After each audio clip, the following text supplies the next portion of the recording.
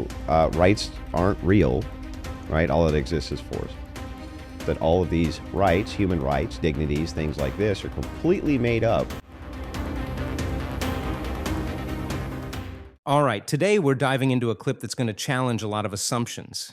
Andrew Wilson argues that rights don't actually exist, only force does. Now, whether you agree or not, this isn't just a hot take. It's a deeply philosophical claim that touches law, power, morality, even theology. I'm not here to blindly agree or disagree. I'm here to think through it with you. So let's break it down together. Let's play the clip. YouTube. And today I'm going to be debating 5 different people on 5 different topics for 5 minutes. My next topic is rights don't actually exist, only force. Rights don't exist. That's correct. Do you mind elaborating for me? Just Yeah. what you mean? Well, can you taste a right, touch it, smell it? No. So these are just conceptual. Okay, let's pause right here. Andrew just opened with a statement that cuts straight through modern ideals. Rights don't actually exist, only force. Now, that's not just edgy, it's philosophically loaded. See, most of us grow up believing that rights are these unshakable truths, God-given, inalienable. But what he's really asking here is, if no one enforces your right, does it truly exist? As a Christian who values both reason and faith, I can't dismiss this lightly. Scripture and natural law do speak of inherent worth, but Andrew's pressing us to examine whether these ideals hold any weight without enforcement. That's an uncomfortable but necessary question. Possibly, yeah. Yeah. So then they don't exist? Should we not act as if they do, though? That's not the question, though. That's fair. We can move to that. I'm fine with that. But we need to establish they don't exist, right? I'm tempted to agree with you up front. Yeah, they probably don't. So anytime you say that a person has a right or a human right or this type of right, what you're really saying is that there should be some type of force doctrine which is applied in maintaining that a person can and always will be allowed to do X. Okay. So, sorry, I just want to understand your position better, so I want to pivot a little bit. Like, you're Christian, if I understand. Mm-hmm. So, aren't rights kind of fundamental to your belief, or do you? No. No? Okay. No, duties are fun. Duties. So to me, a right is it's an entitlement absent a duty. Okay. That's what I would consider a right to be. So like you have a right to vote, right? Yes. Okay. Do you have to vote? No. Okay. You have a right to own a gun. Right. But do you have to own a gun? Right. You have a right to speech, but do you have to, right? So there's no duties with these entitlements, right? Okay. Since there's no duties with these entitlements, there's entitlements, period. But what you're really saying when you grant a right or when you say my rights, you're talking about force, because it's always going to reduce to force upholding a right, no matter what. So basically everything inside of a society which is secular, right, it's just really, we're just always talking about force. Now, this is a key moment. The claim here is that rights only exist because there's force behind them. That if you say someone has a right, you mean you're prepared to use force to enforce it. From one angle, this is true in the practical sense. Laws and rights are enforced by police, courts, and sometimes military, but that's just the effect, not the source. The deeper question is, where do the ideas behind rights come from? For secular societies, they often appeal to social contracts or human reason, which can feel arbitrary, as he hints. But as a Christian, I believe rights reflect God's nature, that all humans have inherent dignity and worth. So force is secondary to that moral truth, not the origin. Force enforces rights, but force alone can't justify rights without an underlying moral law. That's the big philosophical and theological gap this argument overlooks. So I agree that force is involved practically, but I reject the idea that rights only exist as force. What we're arguing about fundamentally is force. So I think secularists, right, when they're talking about rights, they want Christians to enforce their rights. They're actually asking us and requesting that we use force on their behalf. So how, I guess, paint this picture for me in a Christian nation. Like, I'm assuming you're proposing this to criticize secular nations. Do women have the right to an abortion? maybe not in the objective sense, but I would say yes. Yeah. Okay. So in this constructed sense of rights, a woman should be allowed to get an abortion, right? Yes. What if Christians try to stop her? I mean, I think that's wrong. Yeah, but they don't think she has that right. Right. That entitlement, right? Right. So it just reduces to force. So really what secularists are saying is like, we will use force against you and against your beliefs, right? Or if there's a draft, like let's say they draft Christians, right? Same thing. They want Christians to utilize force on their behalf. Rights themselves just come down to the idea of force. This is an interesting point, that secular rights ultimately rely on Christians to enforce them through force. It's a subtle observation about societal dynamics. If rights are just social constructs backed by force, then indeed those with a stronger moral conviction or social power end up enforcing them. But from a Christian point of view, this presents a tension. If Christians must use force to uphold secular rights they might find morally questionable, does that compromise their faith or integrity? It raises questions about the role of Christians in secular societies. Should we blindly uphold all rights, or should we discern and act only where rights align with biblical principles? This is a profound dilemma, because the Christian vocation includes loving neighbors and pursuing justice, but also faithfulness to divine truth. So while force is a factor, how and when to wield it is not straightforward. There must be wisdom and discernment. I agree with you that rights are arbitrary in some sense. Completely fictitious and made up. And if that's the ultimate point, if there's no So further if it is point, the case that I'm supposed to enforce your rights because you use force, why can't I enforce Christianity using force?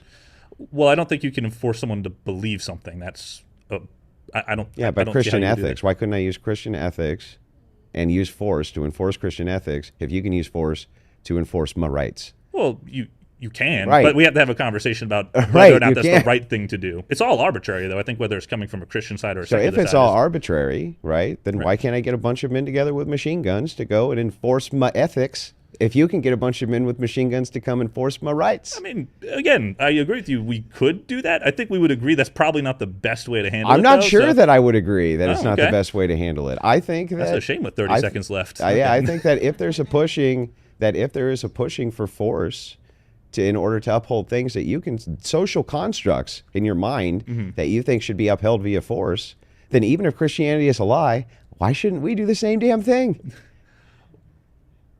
Yeah, I'm not going to be able to answer that with Okay. 15 seconds, but that's a good one. I appreciate it, man. I appreciate it.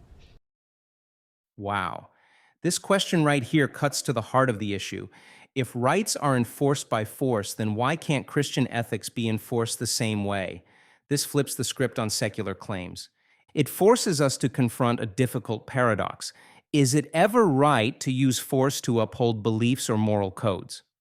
From a Christian standpoint, force can't compel genuine faith or repentance. Jesus taught us to love and persuade, not coerce. But historically, Christianity has sometimes used force, often with tragic consequences. So this raises a critical ethical and theological question. How do we balance conviction with freedom? How do we engage in cultural battles without becoming tyrants ourselves? The interlocutor also cynically suggests if Christianity is a lie, why shouldn't Christians wield force anyway? That's a real challenge, and it exposes the raw power struggles beneath the surface of these debates. Hello, sir. Hey, How are you? good. So, can you elaborate on the rights don't exist? They are enforced? Yeah, the idea here is that if a right is an entitlement absent a duty, that force will be employed on behalf of upholding this completely social construct, nonsense doesn't exist thing, right? And you can appeal to this social construct, doesn't exist nonsense thing in order to utilize force, then I can do the exact same thing even if you think Christianity is a lie. All right, I got to concede real quick. I'm so sorry. This is way above me. this topic right here. All right, I'm sorry. Thank you. No problem. This segment deepens the complexity by highlighting a practical and ethical dilemma. If rights are constructed and enforced by force, then the content of those rights becomes arbitrary. Anyone can claim a right and justify using force to protect it. regardless of whether others believe it's legitimate or even true. Andrew acknowledges that this is a tough concept to grapple with. It pushes us out of comfort zones and confronts the messy reality of power. The unsettling implication is that belief systems that some might view as false or unjust can be wielded just as forcefully as those considered true or just. This reveals the fragility of relying purely on constructed rights without objective foundations and illustrates how power struggles can escalate when competing groups claim exclusive moral authority backed by force. It raises profound questions about tolerance, pluralism, and how to peacefully coexist when foundational beliefs differ radically. His humility in admitting confusion also humanizes this philosophical complexity. These are not easy questions, but require deep reflection and honesty about the limits of our current systems. Howdy again. Hello. Okay. You agree with me that a right is a social construct Yes. that doesn't exist in No. objective reality, that is completely made Yes. up nonsense, right? Yes. Can you appeal to it and use force?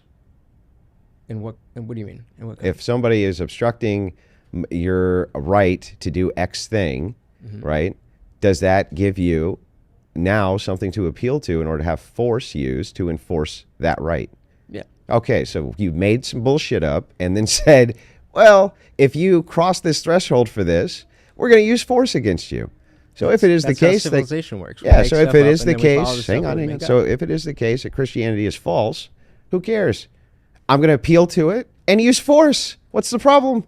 I mean, from the perspective of rights, nothing. Yeah, from the perspective of anybody, nothing. You're doing the same. So This segment offers an unflinching confrontation with the brutal mechanics of power and belief in human society.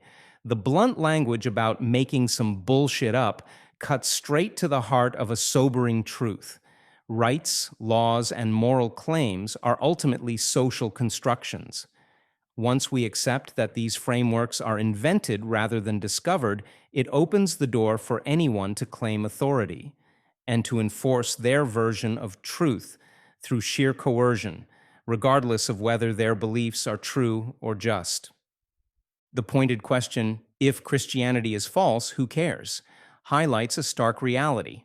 In the absence of objective truth, power becomes the decisive factor in shaping social order. This elevates might over right, making the content of belief irrelevant in the face of force. That's a terrifying prospect. It means that ideological disputes aren't resolved by reasoned dialogue or consensus on values, but by whoever controls the coercive power, often resulting in a zero-sum struggle for dominance. This cycle risks descending into violent domination disguised as moral enforcement. Moreover, the admission that from anybody's perspective, nothing changes when force is used on either side reveals a brutal moral equivalence. It shatters any illusion that wielding force in defense of a cause inherently confers moral superiority. Instead, it forces a painful self-awareness. We may be no different from those we oppose, merely on the other side of the same power struggle. We might agree too much on this topic, but I think that's okay. We don't have to disagree on everything, right? So I think, correct me if I'm wrong, your position is people are not entitled to other people's services. Would you agree? no, You that's not disagree? what I'm saying. Okay, so elaborate on Yeah, what your so I'm saying that anything from the atheist worldview, anything, right, that's outside of complete natural mechanisms is arbitrary and made up and non-objective, including their belief that Christianity is completely made up or Islam is completely made up. They think all these things are completely made up. The problem is that the things that they appeal to, human rights, human dignity, right? That's all completely made up too from their view. So if it's the case that they'll defend those things with force, what leg do they have to stand on to say that Muslims or Christians can't defend their values also with force? defend their values with force. Yeah. So wait, so you This segment kicks off with a seemingly casual question about entitlement, but quickly dives into profound territory. It touches on the boundaries between individual autonomy and social obligation, whether people owe anything to each other beyond explicit consent. That leads us straight into a deeper philosophical paradox. Many of the values we defend, like rights or dignity, are not grounded in any objective reality, especially from a naturalist or atheist worldview. They're constructed, yet often enforced with real force. This raises an unsettling question. If all moral frameworks are inventions, what justifies using power to enforce one over another? And if secular societies defend their values with coercion, what moral ground do they have to deny others, like religious groups, the same right? The conversation strips away moral pretenses and exposes how easily force becomes the final arbiter when objective truth is off the table. It challenges us to think harder about legitimacy, justice, and the foundations we stand on when defending our values. Think that it's okay to bomb a church because that's their values? Is that they think? No, what I'm saying is that if it is the case that the only thing you're appealing to is something which is made up, and saying we made it up but we really like it, so we use force to defend it, then you can't really go out to after a religion that you think is made up, who appeals to this made up thing, Yeah. and uses force, because it's the same thing you're doing. No, but that is the doctrine of Islam and Christianity, and previously, is to enforce your religious beliefs by force. That's the doctrine of the atheists now. Atheism doesn't have a doctrine. Atheism is beliefless, right? So then what do you appeal to? I just reject your Santa Claus. So then what do you appeal to for the use of force? Well, at the end of every rule and law is a gun, right? This exchange uncovers a deep and often overlooked tension in modern secular thought. If atheism has no doctrine or moral authority, what justifies its use of power? The provocative question about bombing a church exposes how violence has historically been justified by religious beliefs. But the conversation turns this critique on secular ideologies, showing they too defend values through force, dismantling the idea that atheism is morally neutral. The claim that atheism is beliefless attempts to absolve it from the scrutiny faced by religious systems. But the follow-up question, what do you appeal to for the use of force, challenges this stance. Every society enforces its laws through power, and if secular systems reject transcendent moral standards, their use of force rests only on consensus and coercion. The phrase, "at the end of every rule and law is a gun," reveals that even liberal democracies rely on force, raising the question, without objective truth, are secular laws any different from authoritarian rule? The conversation critiques the assumption that secular societies are inherently more just, instead pointing out that all systems, religious or not, must justify imposing values through force. Without a higher moral foundation, the line between justice and tyranny becomes dangerously unclear. This is ultimately a challenge to the moral legitimacy of modern legal and political structures. Yeah, so what do you appeal to? You appeal to anything. Do you Appeal appeal to you logic don't and appeal to reason. rights? Logic and reason. Logic and reason. Yeah. Are those objectively true? We can get into an hour-long discussion about objective truth, but I don't appeal to a book that's 1,500 years old. I appeal to logic and reason. You appeal to a document that's 200 years old. No, I don't. What The document? Constitution. I don't appeal to the Constitution. So then you don't think you have a right to speech? Do we have a right to speech? That's a good question. Sure, in this country we do, of course, because it's written into law. But that law is fictitious, right? The actual right Sure. is fictitious. I agree. But you will use force, right, to protect that right. That right is enforced by Force. at But the it's end- made At up. the end of the day, a gun. Yeah, but it's made up, right? Yes. So then if these guys really, let's just say my religion's false. Yeah. What leg does anybody have to stand on to say that we can't uphold it with force?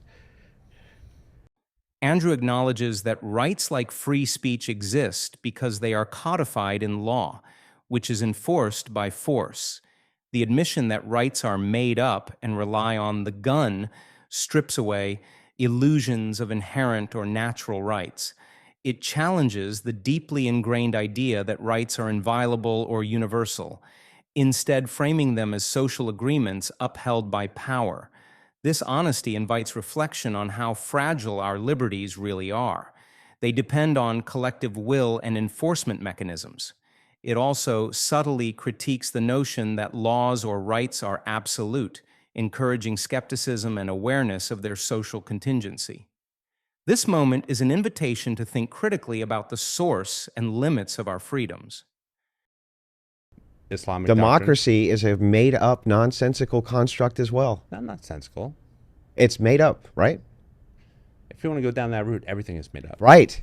So if everything is made up and everything is fake and everything is false So- and everything is a social construct, including my religion, Yeah. but you can use force to uphold your social There's no constructs. social contract. Atheism What the hell is a social contract? No. Atheism is the absence of belief. So Oh, great. So things we don't believe in, we use force to uphold. no. Like what? Whatever it is you use force to uphold, if it's an Give me- absence of give me an belief. example. This exchange hits the heart of the social contract and legitimacy debates. If everything, from democracy to religion to rights, is a social construct, then what distinguishes legitimate use of force from illegitimate? The tension between belief and force emerges sharply. Force is applied to uphold constructs regardless of personal belief. The interlocutor's astonishment, things we don't believe in, we use force to uphold, exposes the paradox of secular societies enforcing laws that individuals might not internally endorse. This challenges us to reconcile individual conscience with social cohesion. It also highlights the precariousness of social order when based on collective fictions, prompting questions about how society can sustain harmony amid competing beliefs. It's a profound reflection on power, belief, and the uneasy alliance between them. Like, again, the First Amendment, Go ahead. right? Perhaps the Third Amendment, perhaps the Fourth, perhaps the Fifth. Well, elaborate. Would you use force or enable a government to use force in order to make sure people had due process? Due process is something that we put into place as a law because it was voted on by the people. Yeah, but it's still a social Christian construct. doctrine is not voted on by the people. Let's say that people voted on it then. That would be okay. Then it's fine, Yes. even though it's not true? This part contrasts secular legal constructs like due process, which are voted on by the people, with religious doctrines that lack democratic legitimacy. Andrew's argument that Christian doctrine is imposed without popular consent questions the democratic basis of religious law. This draws attention to the difference between laws deriving legitimacy from social contracts and those claiming divine or eternal authority. It raises issues about pluralism, democracy, and the role of consent in lawmaking. The dialogue implicitly asks, can a belief system claim authority without the consent of the governed? It also invites us to think about how societies negotiate the boundaries between religious freedom and democratic rule of law. Correct. Yeah, but voting in democracy and the idea of democracy, that's just an arbitrary social construct as well. So are you a communist? No, but what does that have to do with my point? Your point is that no one voted on You know what? Christian Here, ethics. yes, I'm a communist. Right. Is that also a made-up social construct? No, it's Not? No, it's not. That's not. Okay, why isn't it? The term, of course, is made up, but the Yeah, all right. appreciate it, man. Thanks, man. Yeah, no problem. And that's where the clip ends. Andrew wraps it up by stripping down even democracy and communism as just social constructs, held up by belief and, when needed, force. It's not about promoting one system over another. It's about exposing how none of them are sacred or absolute. If you're into honest, no-fluff conversations like this, consider subscribing. I break down debates and social topics like this every week, always from a grounded, logical perspective. If you enjoyed the video, or especially if you disagreed, drop a comment. I welcome different takes, and I actually read everyone. And if you want to see the full debate for yourself, the link's in the description. It's definitely worth watching in full context.